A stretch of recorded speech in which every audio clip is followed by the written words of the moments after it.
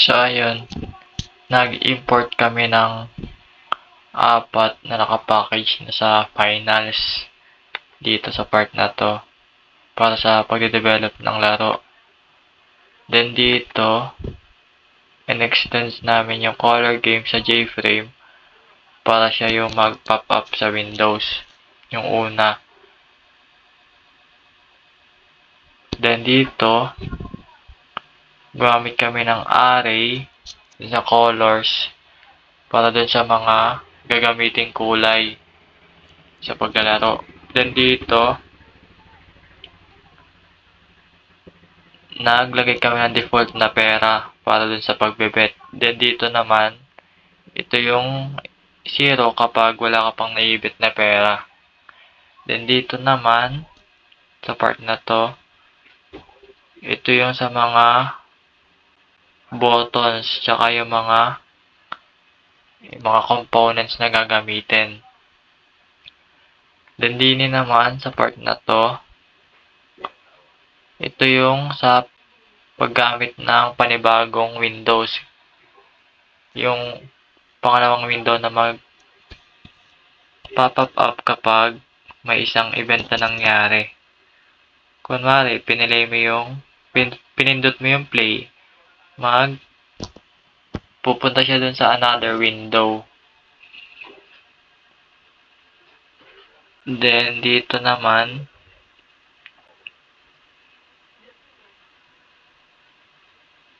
ito yung sa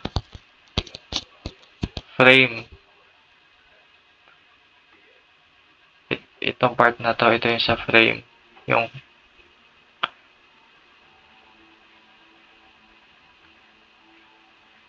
Then, dito naman, ito yung sa button na play nakalagay siya dun sa unang Windows.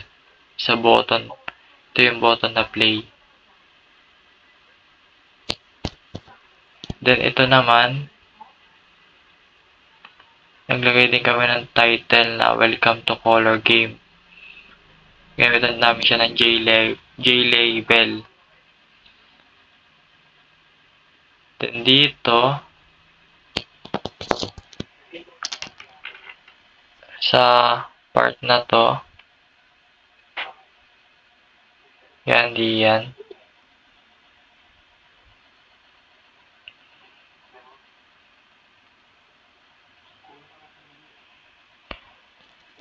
Ginamitan namin siya ng private para magamit lamang siya dun sa loob ng color games na class.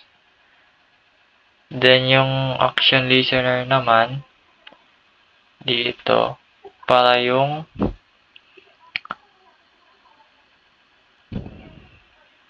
isang interface na nangangailangan ng action perform.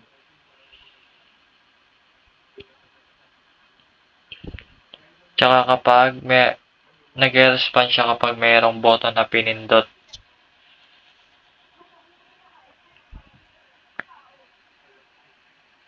Ito namang sa action perform, public action perform, dito naman, ito ay automatic na tinatawag kapag ang play button ay pinindot na. Then dito naman sa action event, yan sa part na to, naglalaman siya ng mga impormasyon tungkol sa event na nag-trigger sa method kagaya ng button.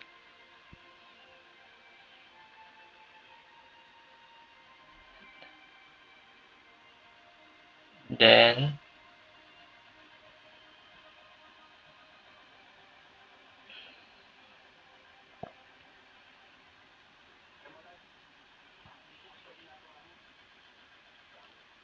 dito gumagawa siya ng another frame kapag nangyari na yung action perform. Then ito naman, makikita na to sa pangalawang frame. ito yung message na kapag naglagay yung users ng bet na gusto niya.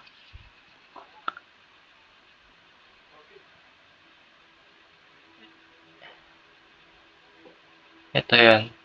Ayan, ito. Then, ito naman, sa text field, ito yung, dito mo ilalagay yung bet na gusto mo. Ito type mo lang.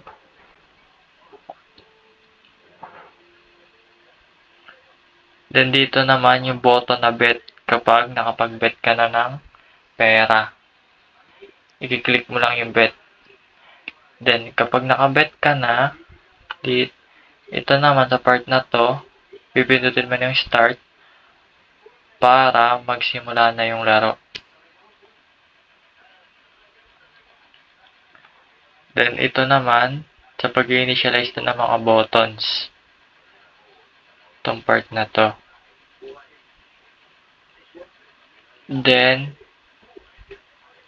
ito naman, ito yung sa paglalagay ng kulay doon sa mga button. Ayan, sa part na to.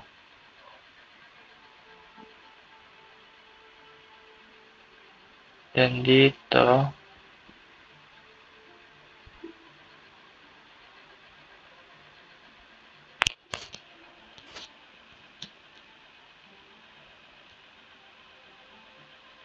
kapag nag-pick ka ng color, may lalabas doon na message na you pick tapos color name. Dito sa part na to, siya yung nag-handle nun. Pinik mo red. Hindi may lalabas doon. You pick red. Then,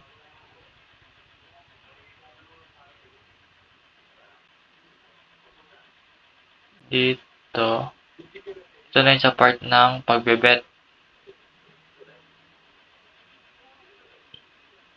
Gumamit kami dito ng try catch. Tapos sa loob ng try catch, merong if else.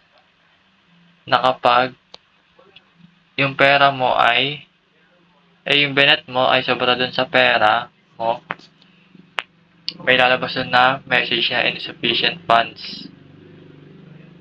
Then kapag tama naman yung binet mo, sakto dun sa pera, or pasok dun sa default na pera, may lalabas dun na message na your bet.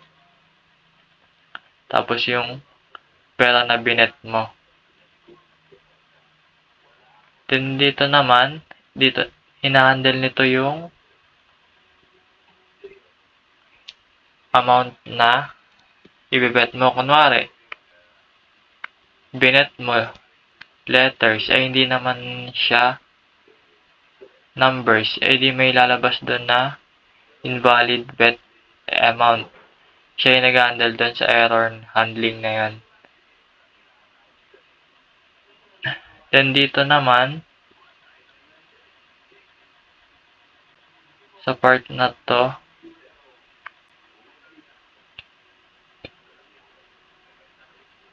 ito yung sa pag-handle ng kulay dun sa mga random color na lalabas.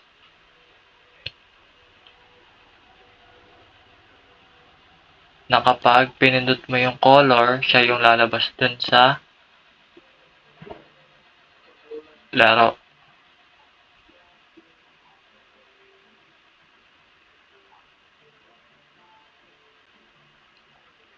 Then dito sa last part na to, gumamit din kami ng if else para dun sa panalo or talo. May lalabas dun na message na kapag nanalo ka, madadagdagan yung pera mo. Then kapag naging tatlo yung color na lumabas dun sa pinili mo, magiging times 3 dito sa part na to. Then dito naman, kapag natalo ka, syempre mababawasan yung pera mo. Yun lang. Simple lang yung dinevelop naming laro. Yun lang, sana may natutunan kayo, sir.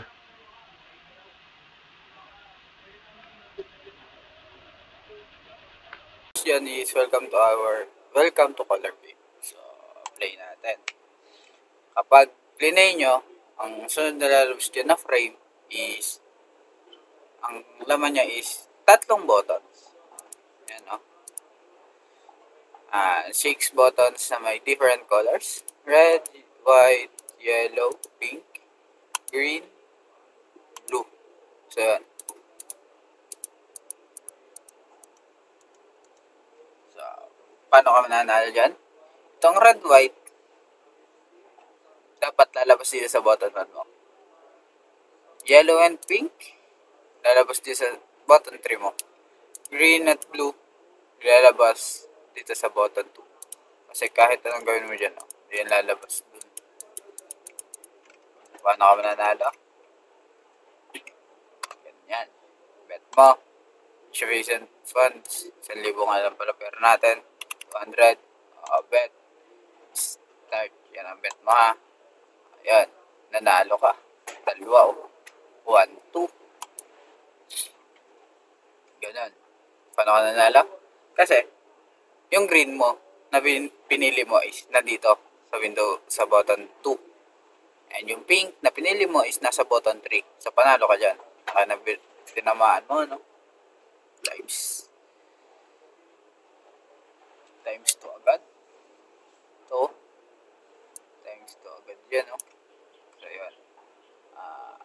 Yun ang pinaka-twist niyan. Kaya, isipin nyo man na normal na color game lang yan at hindi ganun kaganda ang design yan. Pero, may twist yan. So, isa pa.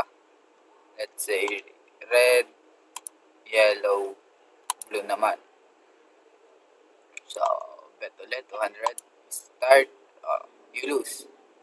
Blue lang nanalo sa'yo. Talo ka pa din kasi tatlo yung binoto. Ano mo? Pinili mo red. Ayan, bet natin yan. Talo ka ulit. Padalo mo, ayun o. So, yan. Yan lang naman. Bet, start. Matutuwa kayo at maiinis din kayo. Yan lang. Salamat. Thank you and God